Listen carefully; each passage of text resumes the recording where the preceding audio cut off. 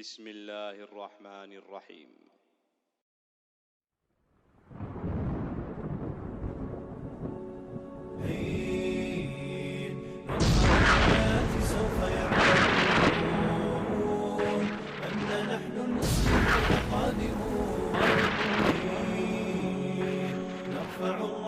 سوف يعلمون أننا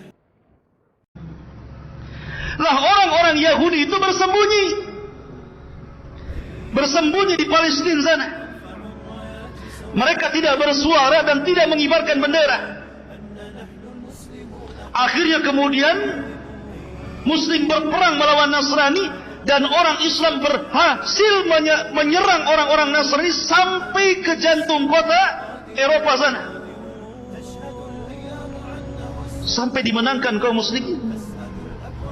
Sampai dijelaskan bahwa ketika peperangan ini dimenangkan kaum muslimin, meletakkan senjata-senjata mereka di pohon zaitun.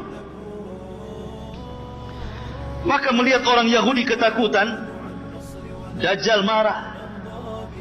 Dan tidaklah Dajjal keluar kecuali bi ghadbatin yaghdibuha, karena kemarahan yang disulut orang-orang Yahudi. Marah Dajjal kepada orang Yahudi, kenapa kamu diam saja, gitu bahasanya. Maka bangkitlah Dajjal. Dari mana Dajjal? Dalam hadis yang sahih, keluar dari Khurasan. Di mana Khurasan? Di Asfahan. Di mana Asfahan? Di Iran. Di situ sudah ditunggu di kampung Yahudi 70.000 pasukan orang-orang Yahudi Asfahan, lengkap dengan atribut Yahudi di kepalanya. Alaihim toyalis, kata Rasulullah. Maka Dajjal pun keluar antara Irak dan Syam. Mulai dia membuat fitnah. Syekh Utsaimin rahimahullahu ta'ala menyebutkan dalam kitab Syarhul Mumti, Dajjal ini awal keluarnya tidak langsung aku Tuhan. Dia pura-pura jadi orang baik, pura-pura jadi ahli ibadah, pura-pura ngaku Muslim, supaya bisa mendekati orang-orang. Lama-lama ngaku Nabi. Maka orang-orang pun kemudian menjauhi Dajjal ini. Karena orang-orang Islam, mereka sangat yakin tidak ada Nabi, la nabiyya ba'di, tidak ada Nabi sepeninggal Rasul sallallahu alaihi wasallam. Ketika tidak laku ngaku Nabi, maka Dajjal mulai mengaku Tuhan. Ketika dia mulai mengaku Tuhan, itulah mulai nampak ciri-ciri fisik Dajjal yang disabdakan Nabi SAW. Apa ciri fisiknya? Mulailah Dajjal nampak ciri fisiknya, rajulun, seorang laki-laki, syab, anak muda, ahmar, kulitnya kemerah-merahan, qasir, orangnya pendek, gemuk, kemudian afhaj, kakinya bengkok, ja'dur ra'si, rambutnya keriting, ajlal jabha, kemudian dahinya lebar, aridatun nahri, bidang dadanya, mamsuhul ainil yumna, sebagian matanya buta sebelah, dan yang melihat seperti buah anggur yang menonjol ke depan, sangat aib, nampak tidak baik, tidak memiliki muka yang buruk Dajjal itu. Kemudian di antara kedua matanya tertulis kafara, yaqra'uha katib au ghaira katib, qari au ghaira qari, bisa dibaca oleh orang yang bisa nulis ataupun tidak bisa menulis, oleh orang yang bisa baca ataupun yang tidak bisa baca, akan tertera kafir di sini. Bukan non muslimnya, kafir. Kemudian setelah itu Dajjal tidak mungkin punya keturunan, akim la yulad. Dan Dajjal memiliki kendaraan khimar yang sangat besar. Yang khimar ini bisa berkeliling dunia seperti hujan yang dihempas angin, sehingga mudah untuk kesana dan kemari. dan diikuti 70.000 area Yahudi Asfahan. Lihat ikhwan, kira-kira tampang yang seperti ini ganteng apa jelek? Tampang yang seperti ini gagah atau tidak gagah? Tidak gagah. Jalannya saja bengkok kakinya. Tapi bukan berarti kalau ada orang yang bengkok kakinya, awas Dajjal. Ya. Kemudian matanya cuma satu. Kemudian kriwel. Kemudian tertulis kafir dan nggak bisa dihapus. Ya. Ma'asyiral muslimin yang dimuliakan, lihat, bentuk Dajjal itu jelek. Bentuk Dajjal itu jelek. Tetapi masalahnya bukan itu. Karena Allah Subhanahu wa taala sudah memberikan keanehan-keanehan kepada Dajjal. Dia mampu melakukan apa-apa yang tidak bisa dilakukan manusia. Manusia biasa, tukang sihir sekalipun tidak bisa. Karena dia pakarnya di atas tukang-tukang sihir. Dia rajanya tukang sihir. Bagaimana tidak bisa ikhwatul fiddin dunia ngikut Dajjal? Bukan Dajjal ngikut dunia. Kata Dajjal, hei bumi, keluarkan pembendaharaanmu. Langsung keluar emas, keluar perak, keluar jamrud, keluar perhiasan macam-macam. Kalau Dajjal mengatakan kepada langit, hujan kamu, maka langit hujan. Kalau dia mengatakan kepadamu, tumbuh kamu, tumbuh. Tumbuh apa? Mangga, duren, pisang, apa? Sebutkan.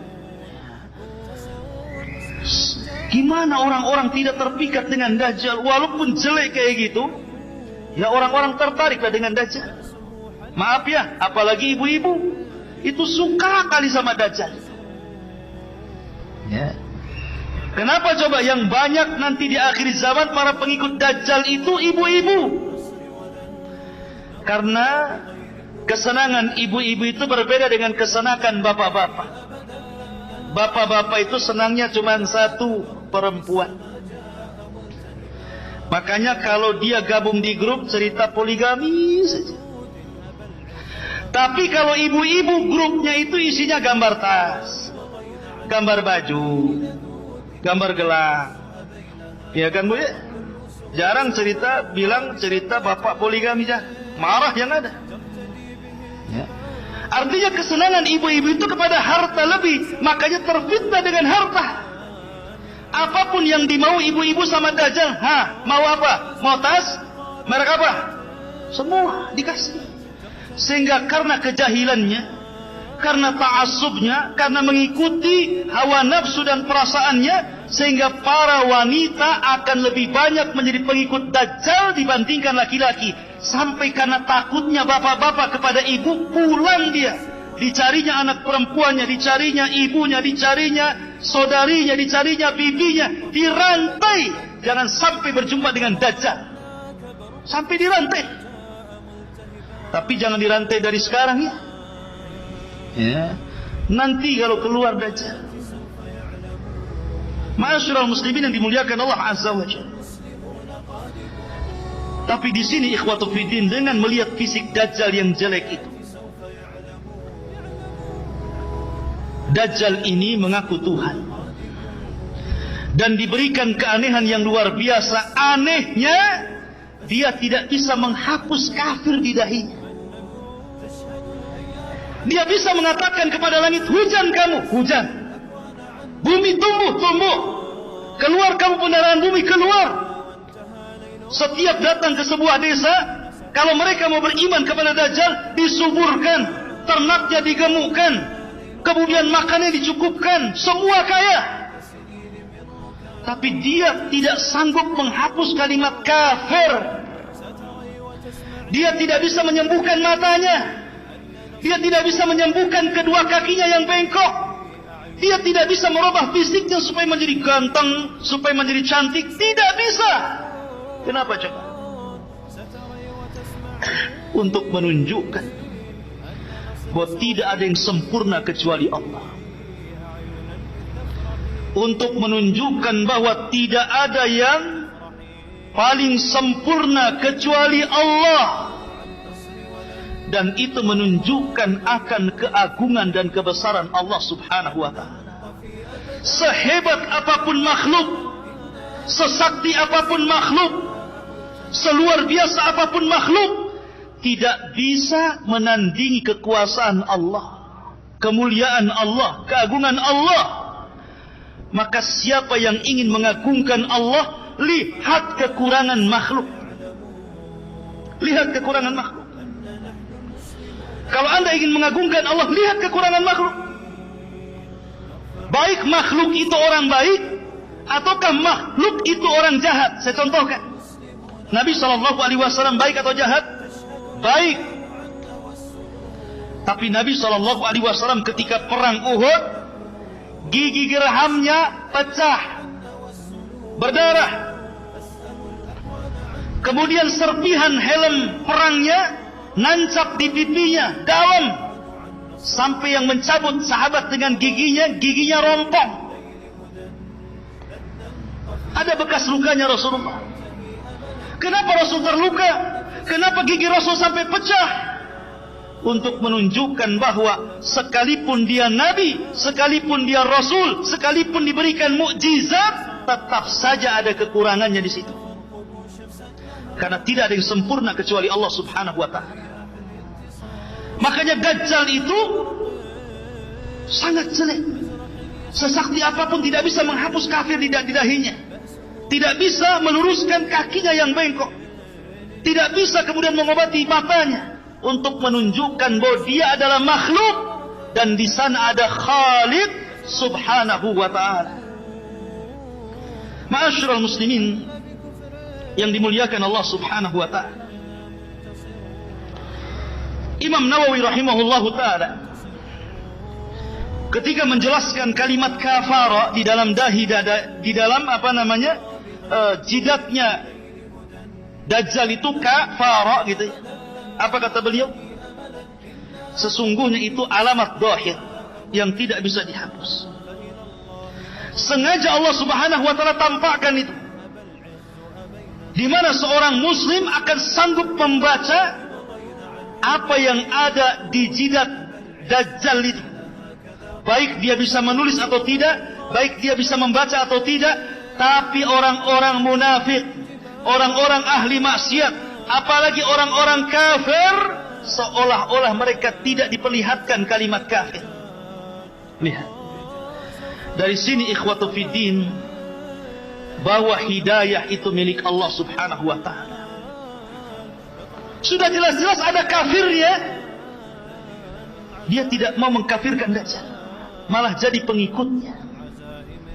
Itu tanda-tanda yang sudah jelas loh. Jelas-jelas saya ini kafir, kenapa kamu ikut orang kafir gitu. Tapi sekali lagi, hidayah milik Allah. Kalau Allah hendak memberikan hidayah, maka tidak ada yang bisa menyesatkannya. Tapi kalau Allah hendak menyesatkan, tidak ada yang sanggup memberikan hidayah. Perhatikan firman Allah Subhanahu wa ta'ala, ikhwan. Allah Subhanahu wa ta'ala berfirman ketika bicara tentang kinayah seorang nabi di dalam Al-Quranul Karim.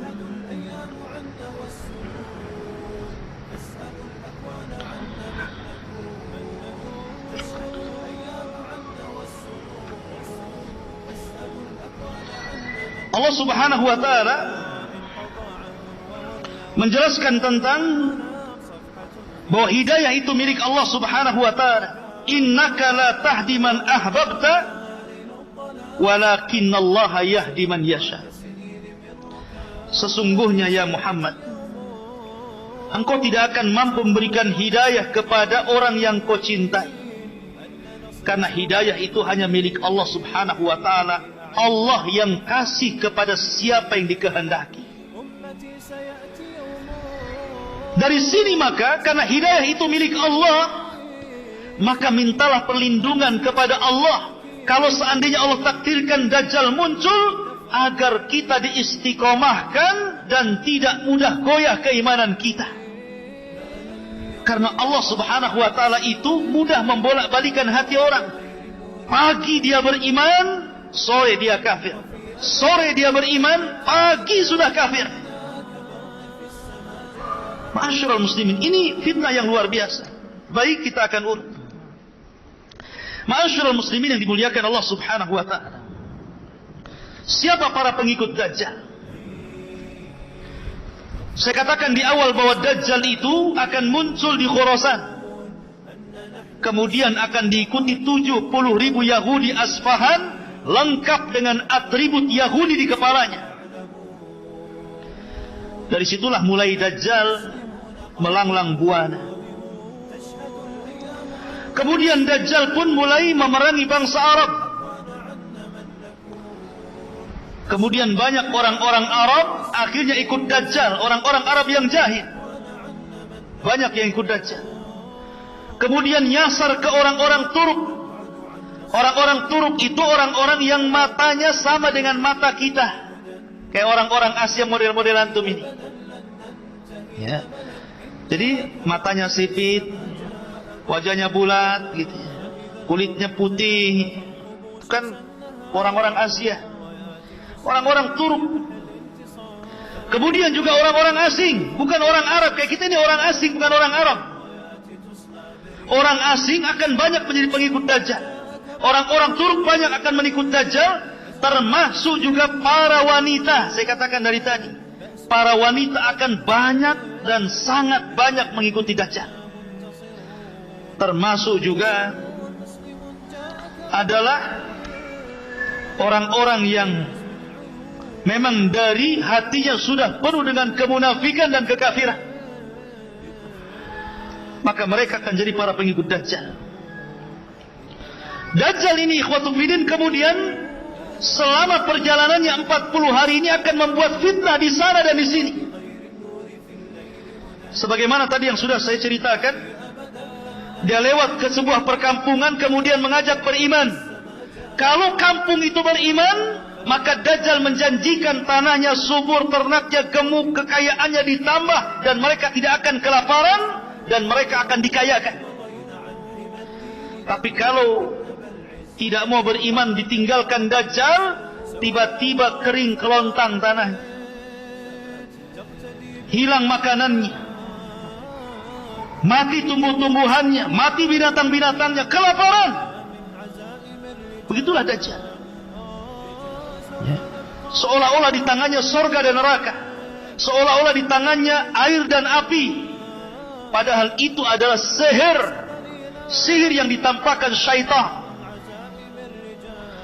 Ma'asyiral muslimin, sampai akhirnya Dajjal berusaha untuk masuk ke dalam Mekah.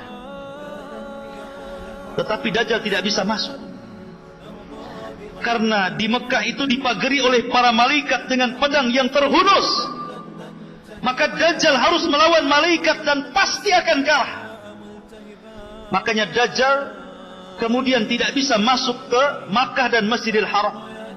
Akhirnya bergerak ke Madinah. Rupanya di Madinah sama. Madinah itu tanah haram, dikelilingi Dajjal. Sehingga Dajjal hanya naik ke atas bukit dan hanya melihat dari bukit itu kepada Masjid Nabawi. Kemudian Dajjal mengatakan, hadza qasru Abyad, hadza qasru Ahmad. Inilah istana putih, inilah istana Ahmad. Maksudnya Masjid Nabawi, istananya Nabi SAW. Subhanallah. Apa yang dikatakan Dajjal, bahwa inilah qasru Abyad, ini istana putih. Lihat Masjid Nabawi ini kalau di malam hari, cahaya yang memancar itu warna putih. Persis seperti sabda Rasul, kinayah dari perkataan Dajjal. Ya. Karena Dajjal tidak bisa masuk Madinah, geram dia. Kemudian dia hentakkan kakinya 3 kali, maka dengan hentakan kaki Dajjal itu, tiba-tiba gempa bumi Madinah itu salasa rajafat, 3 kali gempa. Bergegar bumi. Maka orang-orang munafik ketakutan, takut mati di dalam kota, takut terkubur dengan tanah. Akhirnya orang-orang fasik, orang-orang munafik keluar dari Madinah, dan mereka menjadi para pengikut Dajjal, kecuali orang-orang yang betul-betul kuat manhajnya dan akidahnya, kuat iman dan ilmunya. mereka tetap di dalam. Maka ini disebut sebagai gempa khallas. Rajafatul khallas, artinya gempa yang memisahkan orang mukmin dan munafik. Pisahkan orang-orang munafik itu dikeluarkan.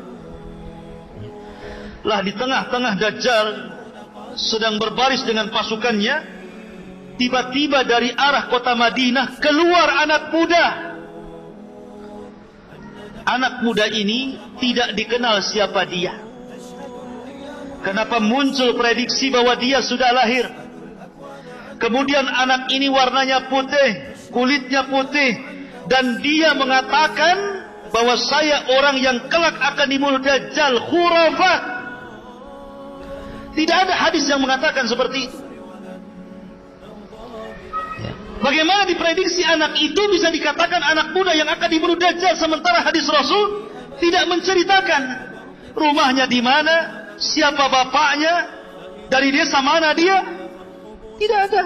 Hanya seorang laki-laki dari Madinah keluar. Anak muda yang kuat imannya, kuat ilmunya, kemudian mengarah kepada pasukan Dajjal, hampir dibunuh pasukan Dajjal. Tapi kata pasukan Dajjal, jangan dibunuh. Bukankah Tuhan kita melarang untuk membunuh orang? Biarkan dia yang membunuhnya. Maka kemudian mereka pun barisan terpencar. Anak muda ini jalan sampai betul-betul berjumpa dengan Dajjal. Ketika berhadap-hadapan dengan Dajjal, maka Dajjal mengatakan, atashhadu anni ilahun, maukah kau bersaksi saya ini Tuhan? Maka anak muda ini mengatakan, tidaklah menambah kepada aku kecuali pengetahuan engkau ini Dajjalun kadzab alladhi akhbarani Rasulullah, yang telah dihabarkan Rasul kepada. Akhirnya Dajjal marah. Dajjal mengambil senjata, kemudian dibelah anak muda ini tepat tengah-tengahnya, belah jadi dua. Kemudian Dajjal berjalan di pertengahannya itu. Di antara belah badan dua itu, di tengah-tengahnya Dajjal kemudian jalan. Kemudian setelah itu Dajjal berteriak kepada anak buahnya, kalau sekiranya aku hidupkan anak muda ini, atashhadu anni ilahukum, maukah kalian bersaksi bahwa saya ini Tuhan kalian? Ana rabbukum, saya Rabb kalian. Semua orang-orang mengatakan, ya, kami bersaksi Anda ini Tuhan. Maka oleh Dajjal pun dihidupkan anak muda itu, yang sudah terbelah dua itu, berceceran darah ke sana kemari, tiba-tiba dihidupkan kembali. Ilmu apa itu? Rawa rontek. Bukan rawa rontek, ini di atas rawa rontek lagi. Ya. Ini ilmunya Dajjal, ilmu sihir. Ketika anak muda ini dihidupkan, kata Dajjal, sudah tahu kesaktianku, maukah kau akui aku adalah Tuhan? Kata anak muda ini, tidaklah, kata anak muda ini, setelah kejadian ini tidaklah menambah kepadaku kecuali engkau itu Dajjalun kadzab akhbarani Rasulullah. Makin yakin kau ini Dajjal yang dihabarkan Rasulullah. Maka Dajjal ngamuk. Hampir-hampir dia membunuh anak muda, tapi tidak bisa. Dajjal sudah hilang kesaktiannya, tidak bisa lagi membunuh anak muda itu. Akhirnya karena takut aibnya, padahal sebenarnya anak muda ini sudah bicara dengan orang-orang, jangan percaya dia, kejadian itu hanya satu kali, tidak mungkin diulang lagi. Tapi dasar orang yang sudah buta hatinya, buta matanya, buta hidayah, maka tidak didengar ucapan anak muda itu. Akhirnya anak muda itu dilempar ke dalam api yang hakikatnya itu air. Padahal anak muda sudah mengatakan dia tidak mungkin bisa mengulang lagi, tidak mungkin membunuh. Tapi biar kelihatan bahwa Dajjal sakti, dilemparnya ke dalam api, tidak jadi dibunuh. Ma'asyiral muslimin yang dimuliakan Allah Azza wa Jalla. Akhirnya Dajjal pun mulai melanglang buana ke sana kemari, menyesatkan manusia sebanyak-banyaknya. Dan inilah fitnah yang paling besar. Nabi SAW bersabda, Allahumma la taj'al musibatana fi dinina. Ya Allah, jangan kau jadikan musibahku menimpa kepada agamaku. Dan Dajjal ini fitnahnya soal agama. Betul-betul disesatkan kita ini, dirubah agama kita ini.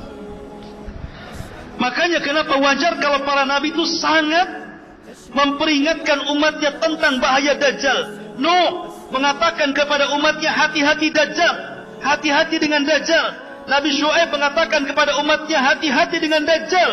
Nabi Saleh, Nabi Lut, Nabi Ibrahim, Nabi Musa, Nabi Isa, seluruh para nabi mengatakan kepada umatnya, hati-hati dengan fitnah Dajjal.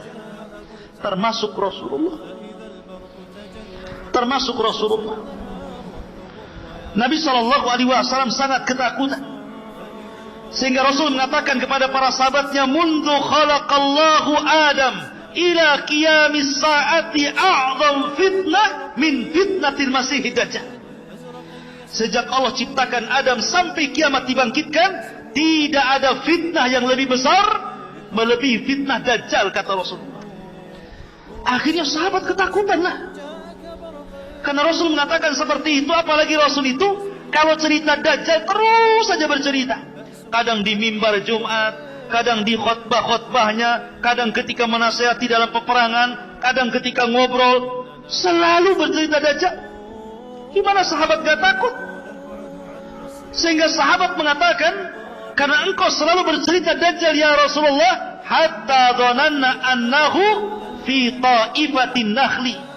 Sampai kami para sahabat menyangka seolah-olah Dajjal itu sedang bersembunyi di kebun kurma Madinah. Saking takutnya para sahabat. Jangan-jangan Dajjal itu sudah ada di kebun kurma Madinah. Karena Rasul selalu bercerita tentang Dajjal. Dan begitulah caranya para nabi untuk menghindarkan kemunculan Dajjal, dengan cara berbicara banyak tentang Dajjal. Karena Dajjal tidak mungkin keluar kecuali kalau orang sudah berhenti menyebut-nyebut tentang Dajjal. Maka ceritakan Dajjal kepada anak-anak Anda. Ceritakan kepada anak-anak kita tentang bahaya Dajjal. Nah, Dajjal ini begini-begini. Sudahlah cerita-cerita dua anak botak itu nggak usah diceritakan. Tidak perlu cerita tentang kura-kura ini, itu tidak perlu. Dari sekarang ceritakan tentang Dajjal. Ceritakan tentang Ya'juj dan Ma'juj. Ceritakan tentang turunnya Isa. Ceritakan tentang Rasulullah, para sahabat. Gantilah sekarang cerita-cerita di rumah itu. Karena Dajjal tidak mungkin keluar. Bahkan akan gagal keluar di tahun 2022 kalau Anda terus cerita Dajjal. Ya, memang kan begitu hadisnya. Ya. Supaya enggak keluar tahun 2022 apa? Perbanyak cerita Dajjal. Ceritakan Dajjal di mana-mana. Enggak keluar itu. Karena Rasul yang mengatakan, la yakhrujud Dajjal hatta yadhhaban nas an dzikrihi wa tatrukal a'immatu dzikrahu 'alal manabir. Tidak mungkin Dajjal keluar sampai manusia berhenti menyebutnya. Para dai, para duat berhenti menyebut di mimbar-mimbarnya. Ketika manusia sudah lalai, Dajjal keluar. Tapi kalau antum terus menyebutkan soal Dajjal, maka Dajjal tidak mungkin keluar dalam waktu dekat. Karena masih banyak orang yang bercerita Dajjal. Ya.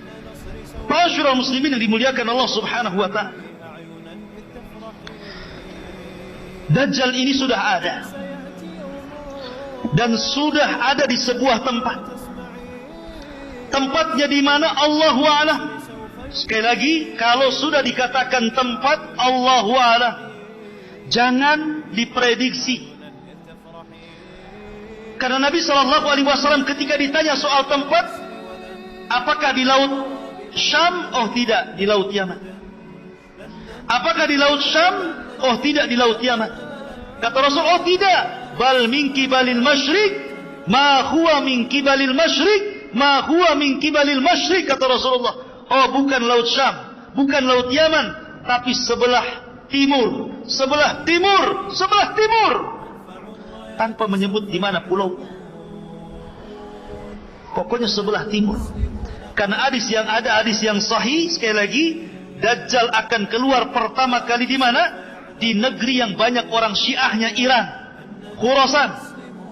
dan akan terbunuh di negeri yang banyak Yahudinya, Babil Lud, dekat Baitul Maqdis, bertepatan dengan Israel.